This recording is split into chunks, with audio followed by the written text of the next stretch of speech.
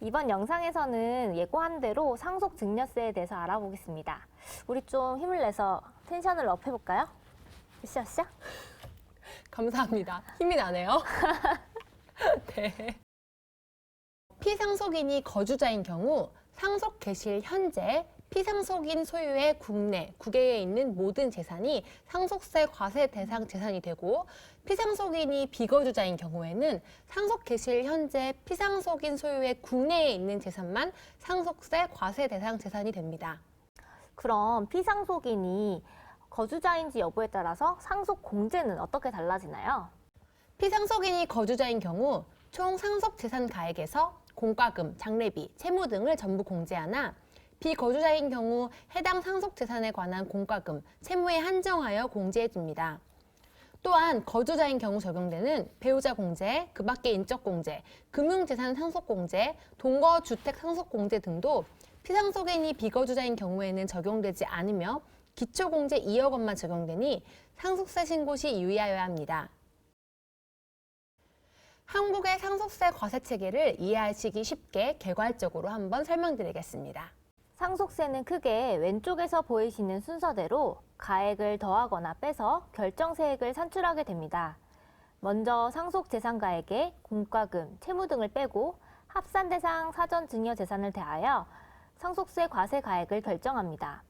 이때 합산대상 사전증여재산이란 피상속인이 상속 개시일 10년 이내에 상속인에게 증여한 재산 가액과 5년 이내에 상속인 외의 자에게 증여한 재산 가액을 의미합니다.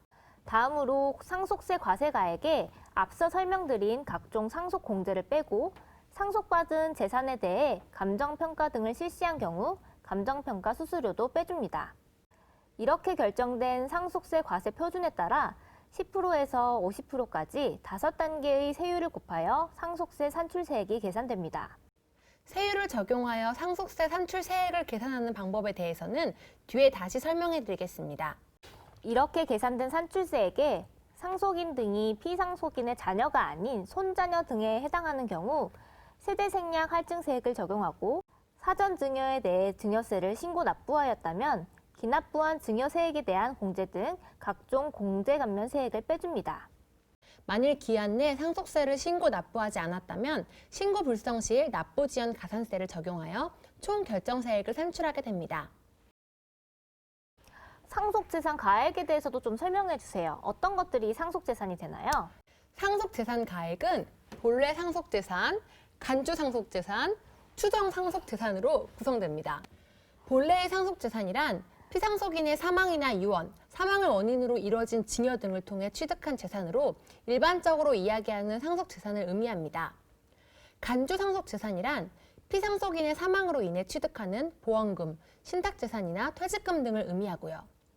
마지막으로 추정 상속재산이란 상속 개시 전 피상속인이 재산을 처분했거나 채무가 생겼는데 그 사용처가 불분명한 금액을 의미합니다.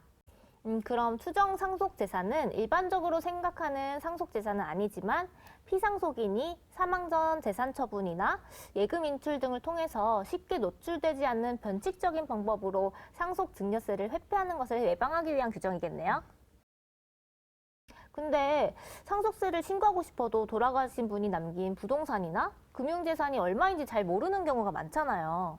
그래서 피상속인이 남긴 재산을 한 번에 확인할 수 있도록 안심상속 원스톱 서비스를 제공하고 있습니다.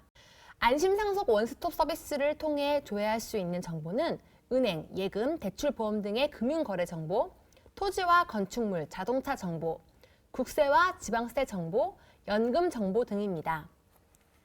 조회 결과는 신청서에 기입한 조회 결과 확인 방법에 따라 안내받거나 확인할 수 있습니다.